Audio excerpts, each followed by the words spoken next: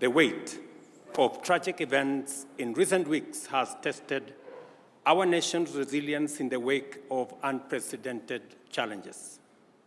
Persistent torrential rain has unleashed devastating floods, which have claimed 210 lives as of today.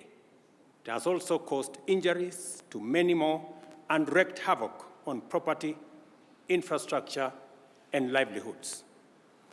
No corner of our country has been spared from this havoc.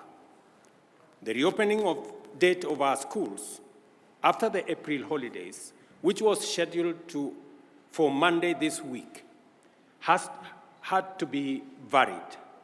Transportation has become challenging in many parts of the country due to flooded and damaged roads and bridges, and the threat of ravaging rivers and overflowing dams in downstream regions is immense. Water volumes in the Seven Forks Hydroelectric Power Dam have hit historic highs, with Masinga and Kiambere dams already spilling over through the managed spillways and threatening to overflow into neighboring settlements and causing devastation downstream in Garissa and Tana River counties. Sadly, we have not seen the last of this perilous period, as the situation is expected to escalate. Meteorological reports paint a dire picture. The rains will persist, increasing both in duration and intensity for the rest of this month and possibly after.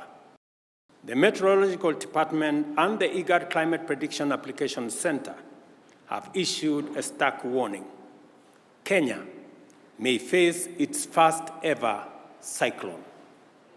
This cyclone, named Hidaya, could hit any time and is predicted to cause torrential rain, strong winds, and powerful and dangerous waves, which could potentially disrupt marine activities in the Indian Ocean and settlement along the Kenyan coast. Our country must act decisively and swiftly to mitigate the devastating impacts of the present crisis and protect life and property. The loss of human life, displacement of people, and destruction of property has been most profound within fragile ecosystems, on which the government has taken the following steps. First, the government has mapped out 178 dam and water reservoirs situated within public and private lands in 33 counties, which are already full and present imminent danger to adjacent settlements and people.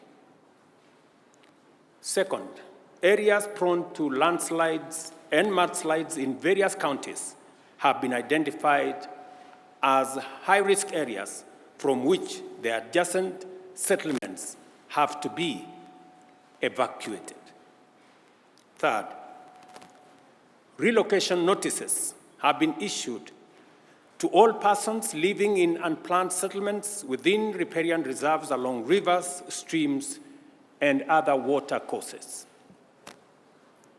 Acknowledging the gravity of this unfolding situation, the Cabinet has met 3 times over the last 10 days to provide leadership on a whole-of-government response to this crisis.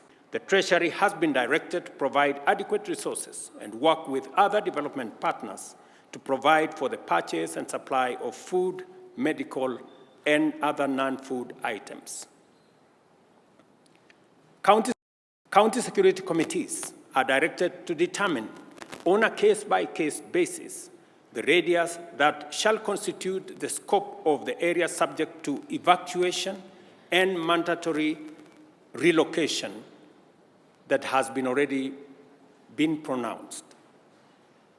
The county security committees are further directed to continuously monitor other dams and water reservoirs across the country that may not be presenting a risk now, but could do so in the event of further precipitation. The Kenya Defence Forces and the National Police are directed to deploy resources, personnel, and equipment for carrying out coordinated public safety and risk mitigation operations in as many parts of the country as they have installations.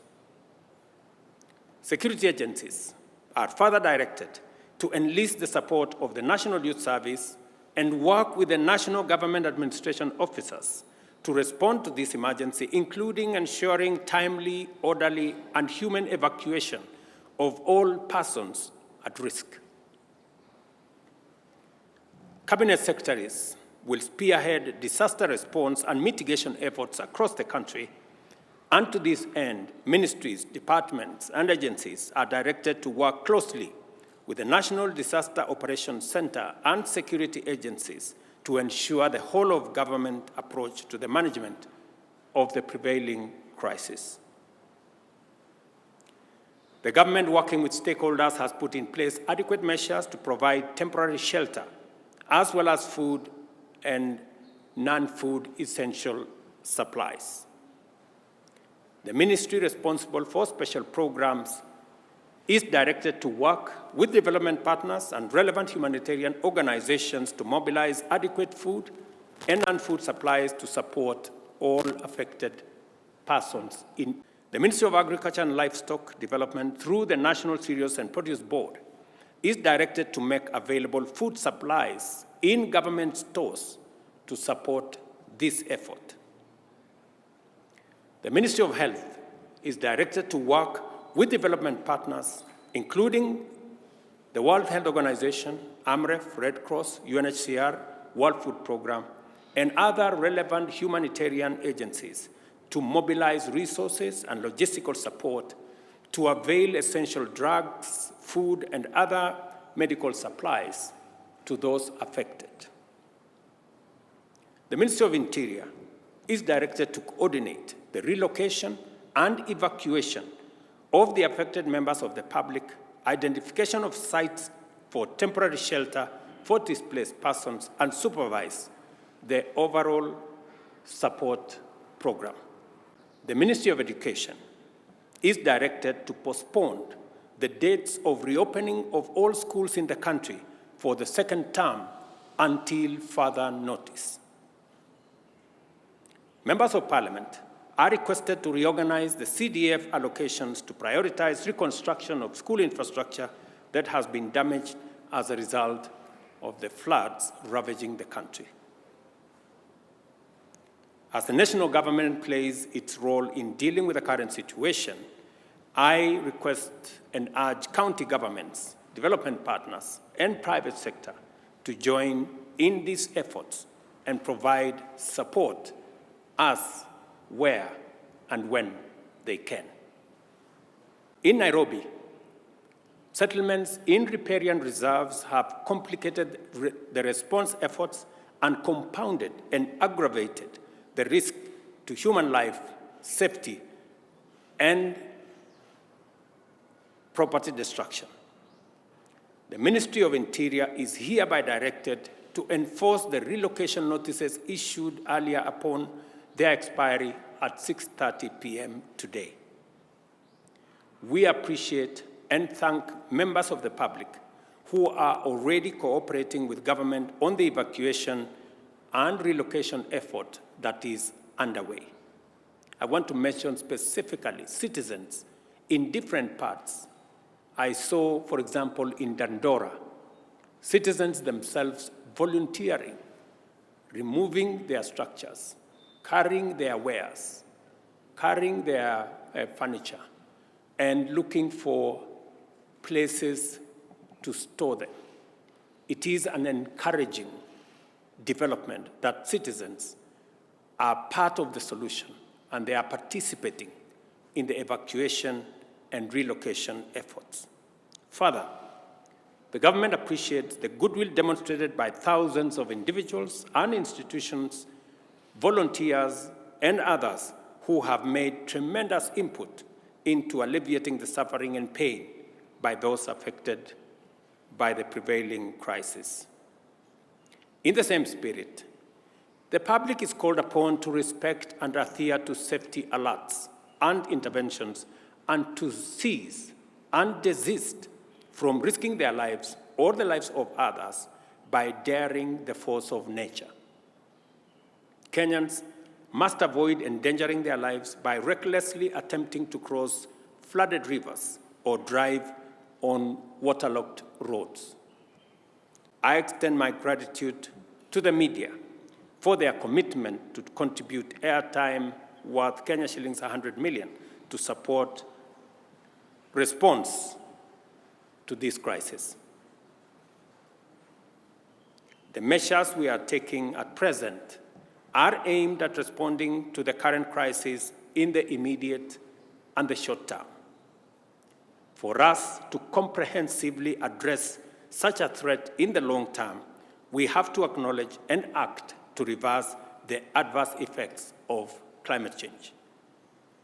The current unprecedented crisis of floods that our country is experiencing, as well as the recent devastating drought our country faced, the worst in 40 years after 5 consecutive failed rains, is a direct consequence of our failure to protect our environment, resulting in painful effects of climate change as we are witnessing today.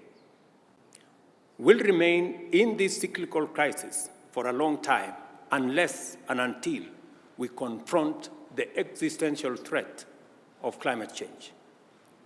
Wizara ya Elimu tayari iko na maagizo na maelezo ya vile mambo ya shule itaendelea kutoka hapa. Tumesema mashule yale yalikuwa yanatarajiwa kufunguliwa Jumatatu, sasa hayatafunguliwa mpaka pale mwongozo mpya utakapotolewa.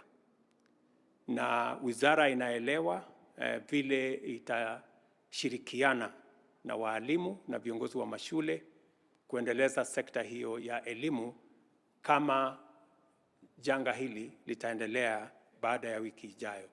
Serikali itatoa mwongozo zaidi baada ya wiki ijayo.